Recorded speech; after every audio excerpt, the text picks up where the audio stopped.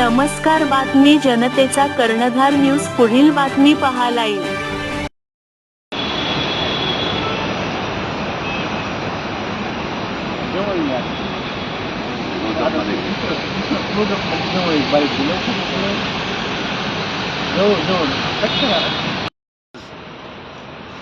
सिकंदराबाद येथील रेल निलायम येथे south central railway विभागाच्या जनरल मॅनेजर यांना निवेदन दिलेलं आहे.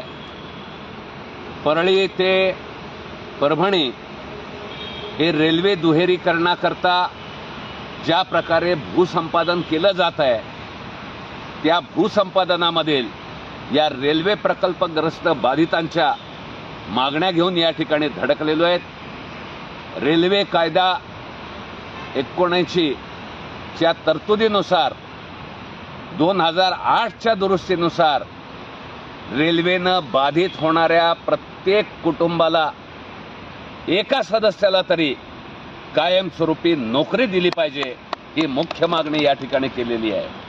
जो मावेजा द्यायचा त्या मावेजाबद्दल रेल्वे प्रशासनाचं स्पष्ट धोरण नाही.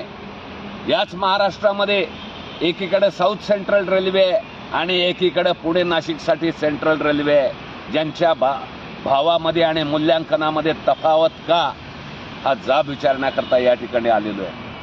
जर या रेल्वे प्रशासनानं दंडेलशाही करून भूसंपादन करण्याचा प्रयत्न केला तर त्यांना आपल्या जमिनीवरती पाऊल सुद्धा आपली किसान सभा टाकू देणार नाही हा ठाम निर्धार या ठिकाणी केलेला आहे.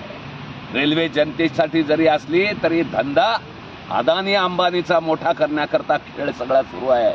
आणि म्हणून रेल्वे जर कमर्शियल प्रोजेक्ट आहे तर शेतकऱ्यांना नागरिकांना कमर्शियल रेटनं ही जमिनीचे पैसे का दिले जात नाहीत हा सवाल या ठिकाणी उपस्थित केलेला आहे. धन्यवाद.